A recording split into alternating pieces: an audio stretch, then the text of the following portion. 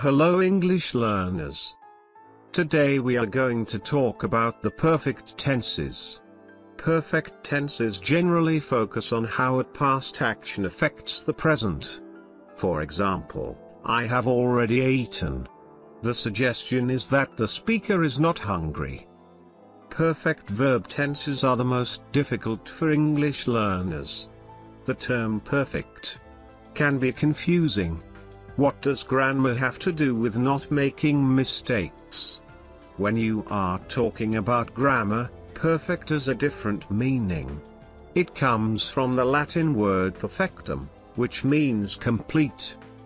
The most important thing to remember is the perfect tenses always refer to completed actions.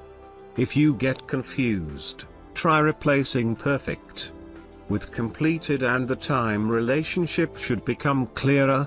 There are three perfect tenses. The present perfect. For example, I have driven in snow many times. Then the past perfect. For example, it had already snowed before I left. And the future perfect. It will have snowed 6 inches by the end of the day. We will start with the present perfect. You form the present perfect using has or have, followed by a past participle verb. For example, I have seen Star Wars. The use of the present perfect here gives us 3 pieces of information. First, it tells us that the event is finished. Second, it tells us that the exact time of the action is unknown or unimportant. Third, it suggests that the experience of seeing Star Wars has some effect in the present. One of the most difficult distinctions for English learners to make is the difference between the simple past and present perfect. Remember, when there is a specific time, you use the simple past. In the sentence I saw Star Wars last night, the adverb last night is a specific time. You cannot say I have seen Star Wars last night. But, you could say, I have seen Star Wars before. Or, in the past. Or, 3 times. You should also use the present perfect to refer to a repeated action in the past. For example, I have taken the test 4 times.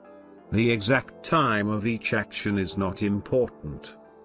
You can also use the present perfect to describe an action that did not happen, using the adverb never. I have never traveled outside of my country. And I have never smoked in my entire life.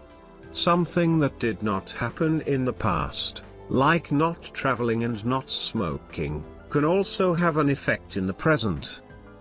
The adverbs never, already, yet, and so far are common in the present perfect. Adverbs are often the best indicators of which verb tense to use. Now let us look at the past perfect. The past perfect describes an activity that was finished before another event in the past. For example, she had already had a baby before she graduated. To form the past perfect, use had, followed by a past participle verb. For the second action, use before or by the time followed by the simple past verb. Imagine you were at a New Year's Eve party, but you fell asleep before midnight. You could say, I had already fallen asleep before the new year came. You can use the past perfect to talk about how an experience from the distant past relates to an experience from the more recent past. For example, the soldier wasn't scared because he had already been in battle before. In other words, battle was not a new experience for the soldier. If the time relationship is clear, you can choose between the past perfect and the simple past.